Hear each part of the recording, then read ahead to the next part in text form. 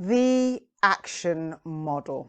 Okay, so in an ideal world, there'll be environments within workplaces, within communities, within families, just to discuss microaggressions.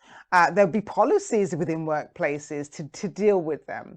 And so, in terms of having the conversation, what has been created is what's known as the action model by Dr. Tasha D'Souza, and that is based on this idea of having an inquisitive dialogue so that conversation can take place around microaggression. So inquisitive dialogue allows others to determine if they've experienced a microaggression and if or how they want to share their experiences in response.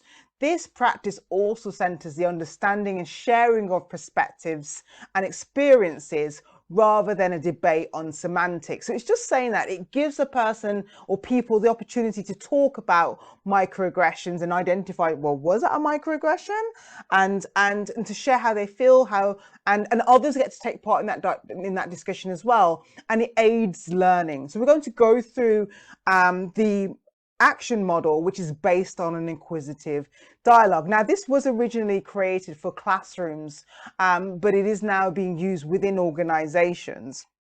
So this is it. So each letter stands for a word. So the A is for ask questions. Now, before all of this, it's important to say that it has been established.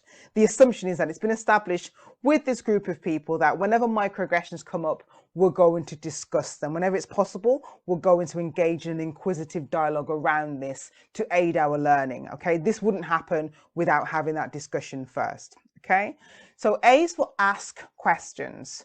So ask questions and be curious. So can I ask you to expand on what you meant when you said you don't see color, David? Okay.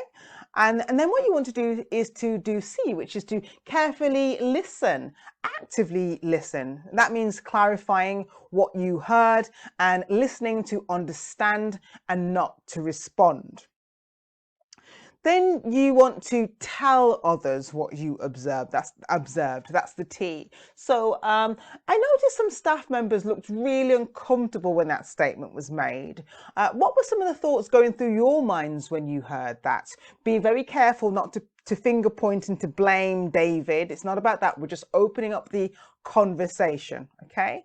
And then the I is for impact exploration. So ask for, or if necessary, state the potential impact. So you might say, how might ethnic minority staff feel about this, for instance? And that gives the opportunity, if ethnic minority staff want to speak, they can speak at that point, or other people may speculate, and that also might invite ethnic minorities to speak if they want to, but they're not pressurized to do so.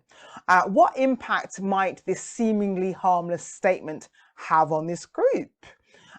Being black or brown is a key part of their identity. What impact might that have?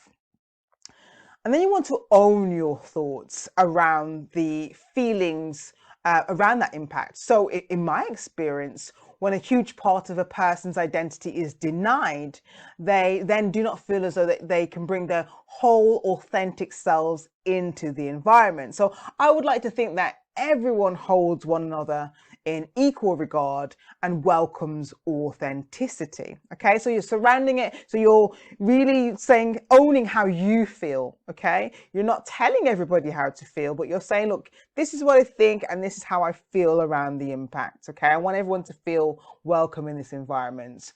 And then finally, it's the N, next steps. State what you would like to happen next. Okay, so what's your call to action?